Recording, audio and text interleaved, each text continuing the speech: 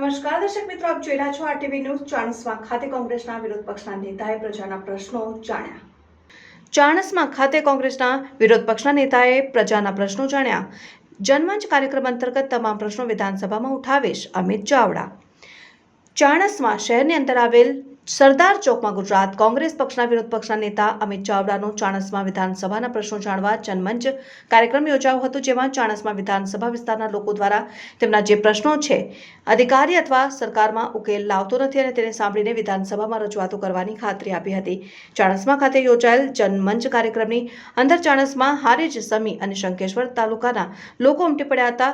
ત્યારે ચાણસ્મા પંથકમાં હાલમાં ચાલી રહેલ રેલવેના કામકાજ દરમિયાન જે રેલવે નાણાં મૂકવામાં આવ્યા છે તેમાં પાણી ભરાઈ જતા આજુબાજુના ગામોનો સંપર્ક તૂટી જતો હોવાની તેમજ અમુક ગામોના નર્મદાનું પાણી નહીં પહોંચતા ખેડૂતોને પણ મુશ્કેલી પડી રહી છે.